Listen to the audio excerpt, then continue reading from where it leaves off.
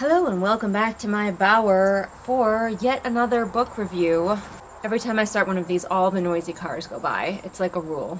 But the bower seemed like the appropriate place for this book review because it is the book is kind of nature-y and there's a little bit of magic, so this seemed like the perfect spot for it. Also, there's airplanes flying over.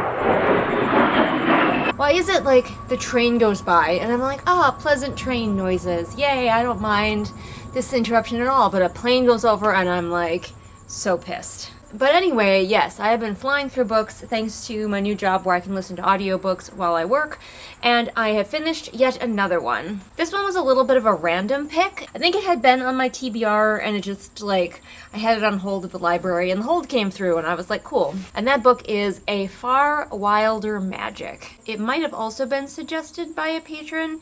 At this point, I'm not sure. But if you would like to suggest a book for me to read, you can hop on over to Patreon.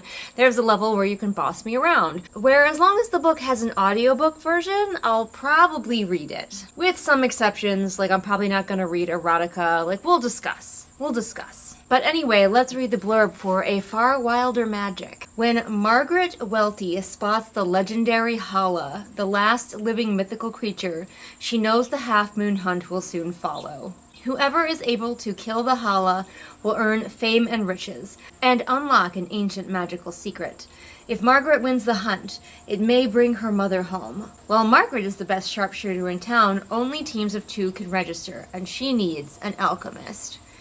Weston Winters isn't an alchemist, yet. Fired from every apprenticeship he's landed, his last chance hinges on Master Welty taking him in. But when he arrives at the Welty Manor, he finds only Margaret and her bloodhound Trouble. Margaret begrudgingly allows him to stay, but on one condition: he must join the hunt with her. Now we've got a truck and an airplane going by at the same time. Why did I want to film out here again? Although they make an unlikely team, Wes is in awe of the girl who is endured alone on the outskirts of a town that doesn't want her, in this creaking house of ghosts and sorrow. And even though Wes disrupts every aspect of her life, Margaret is drawn to him. He too knows what it's like to be an outsider, and as the hunt looms closer and tensions rise, Margaret and Wes uncover dark magic that could be the key to winning the hunt, if they survive that long. So, as per usual, I've not taken any notes. I just finished this book yesterday, so hopefully I will remember all of my thoughts. I'll try to go through it in kind of the order that I normally go through it, so characters, world building, prose, that kind of thing, and of course plot, obviously. Plot in there as well somewhere. But I always start with characters because characters make or break a book for me. And I will say that the characters really made this book for me. This is a slow-moving book, and it is primarily, first and foremost, a slow burn romance. So while there's a lot of talk about the plot, the true meat of this book is the slow burn romance between Margaret and Wes.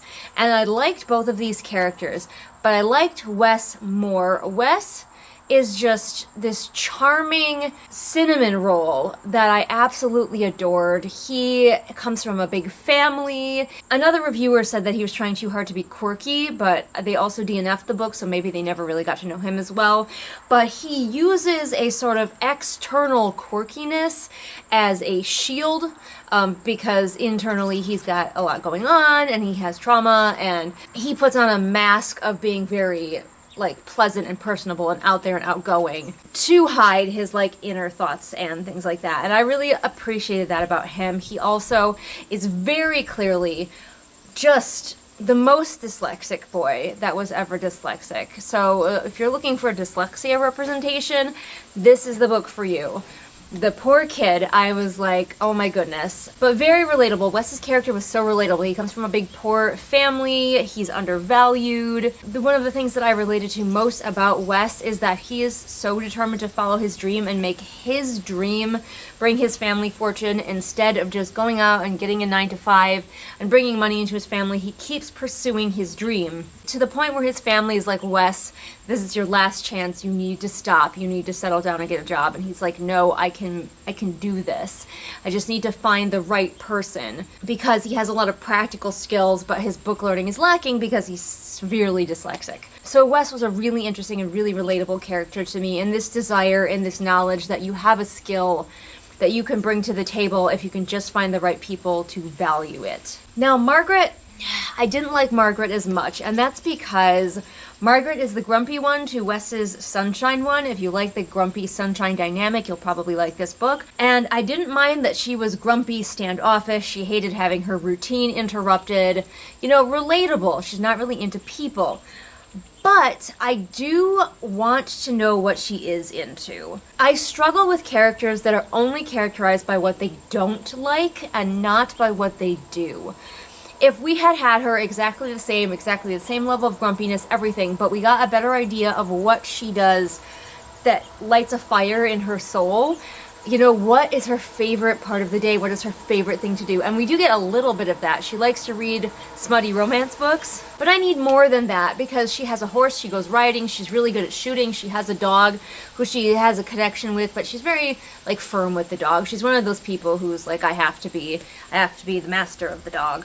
And it's, like, not great, but, like, does she enjoy any of those things? Even when she's reading the books, we don't really get a feeling of her necessarily enjoying it. Like, what brings her happiness even when she has trauma and sadness, because she has a lot of trauma and sadness and she's allowed to have it. I need something personally. I can't just have a character built on what they hate. I also need to know what they love. And eventually that's Wes, because like I said, slow burn romance, but the burn is so slow and they really only get together at the end, so that I don't think counts. There were also a bunch of side characters that I thought were really well done.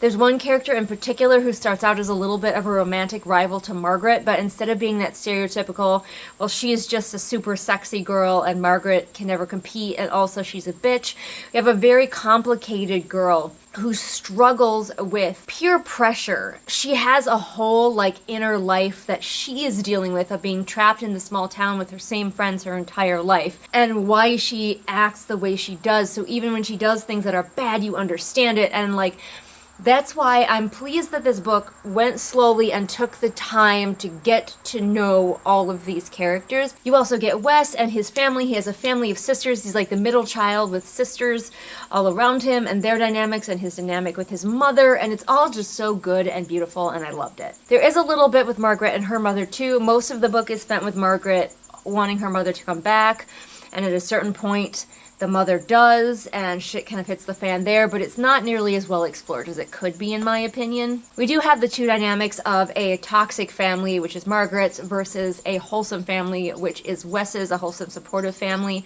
but I still think, like, we could have just done more with it. Alright, let's talk about world building, or at least start to weave in world building into this. Both of the main characters are minorities in this world that is United States adjacent.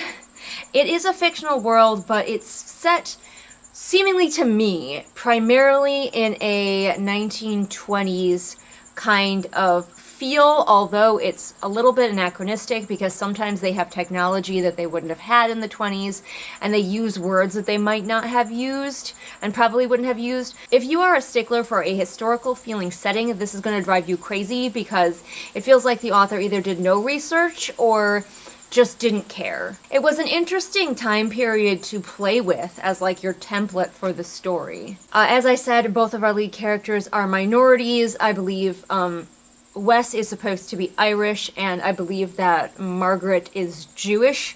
Basically just given different names. It's very similar, like, Irish need not apply, you know, whatever Wes's people are called need not apply. You know, it's very, so there's, the people in the town have a lot of prejudice towards Wes and towards Margaret, and I have a lot of prejudice towards loud cars. So we have these two people who are outcasts through no fault of their own, who are of course drawn to each other because they understand how it is to be underestimated, to be undervalued, to be thought of as less than, and there is a bully in the town whose prime motivation is just good old-fashioned racism, so there's that. The bully is definitely one of the less complex characters. He's kind of just a racist. The religion in this world is present, but kind of confusing, and you could tell that it really wasn't the focus. The main focus of this book is 100% the building relationship between the two characters, and everything else feels kind of tangential, sometimes can feel very glossed over or confusing,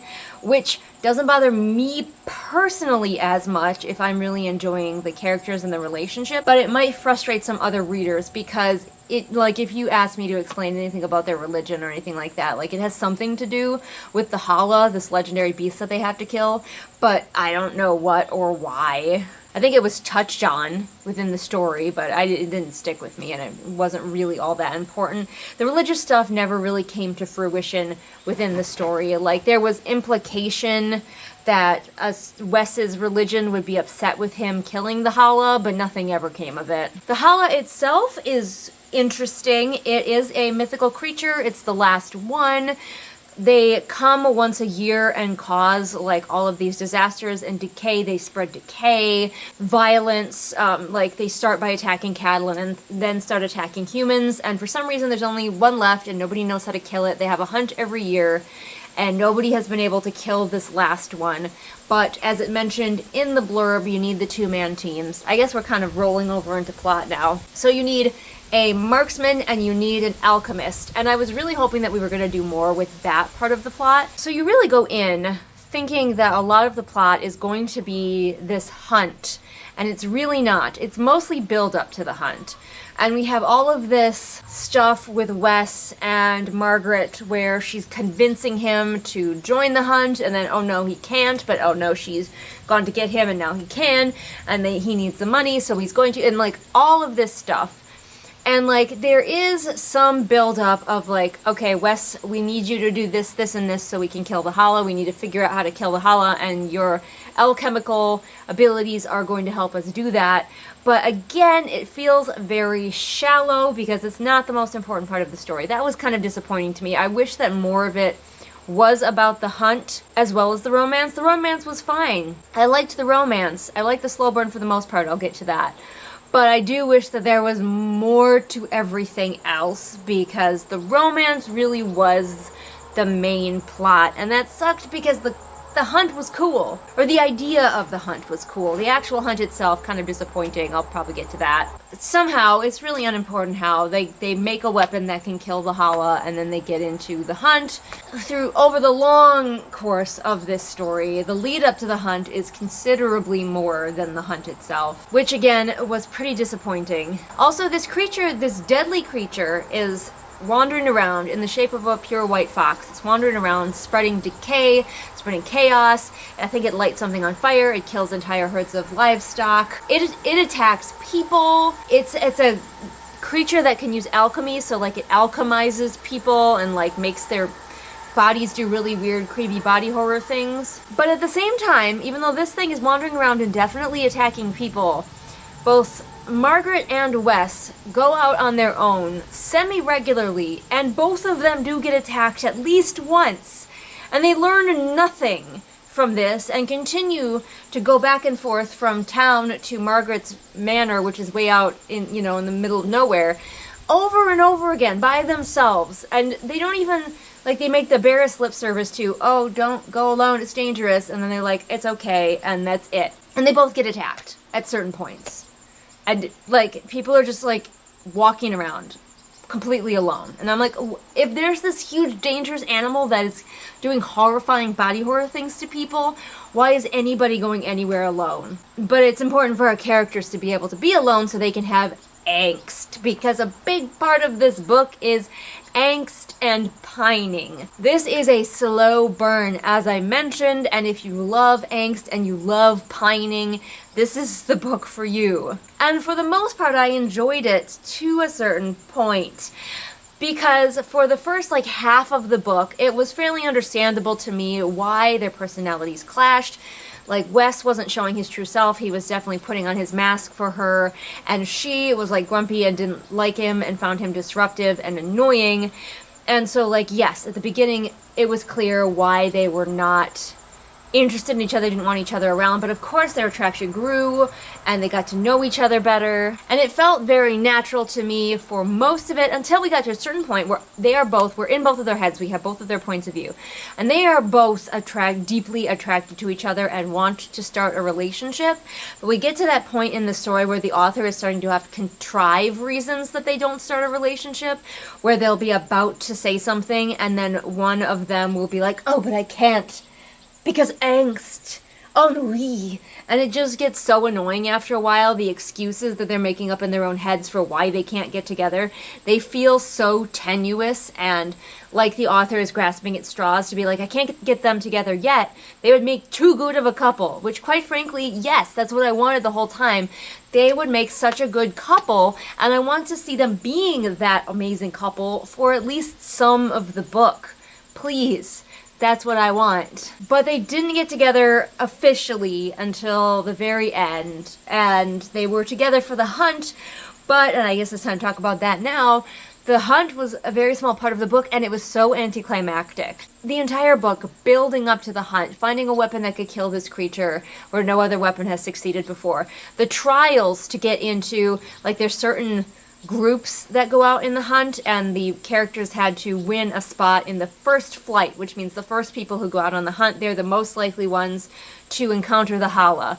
After that, everybody else, less and less chance. So they're like, we have to get in the first flight, so they have to do these trials to win, and like all of this stuff, like leading up to the hunt as this huge, incredible, difficult thing. And it went by, comparatively to anything else in this book, so quickly and was so easy for them. I was mad how easy it was. I kept expecting the next layer of the boss battle to start, and it never did. Also, annoyingly, she never teaches Wes how to ride, and riding a horse is an important part of the hunt. She has him ride like one time. And of course he's a bad rider, which is realistic. He's a terrible rider in time for the hunt, and they can't go as fast as the others or keep up with the group because Wes can't stay on the damn horse. So it made no sense why she didn't prioritize that, because she's very efficient and she's very much like, I want to win this hunt, so we have to be prepared. Here's all the things we are doing. So I'm surprised that she did not say, all right, now we are doing horse lessons and you're learning to be proficient at riding a horse so you don't slow me the fuck down the entire hunt, which he did. Because if there's one thing about Margaret, she is determined to win the hunt, and there are no two bones about that. So yeah, for me, the slow burn eventually started to grate on my nerves, and honestly, that's probably why I did not give this book 5 stars. It was so close to being a, like, if I'm gonna read romance, like this kind of romance, with very deep and interesting characters, is the kind for me, but they took it too far. They took the pining and the angst too far for me, and that's the main reason that I knocked off a star. Aside from the hunt being kind of anticlimactic, the ending being kind of anticlimactic, it's just sort of all, like, once they were together, it feels like the author decided that was the important part of the story, and we didn't need that much else. Like, yeah, the hunt happens, they did it, book's over. Yay! I think equal attention needed to be paid to the hunt itself, as was to, like, the emotional climaxes of the characters and them getting into their relationship and everything. Like, we could have had all of that, and I know this is already a long book, but I would have made it longer, had all of that, and then also had a hunt sequence that was long and tense and stressful and dangerous, instead of just like bam, bam, bam, bam, bam, and we win.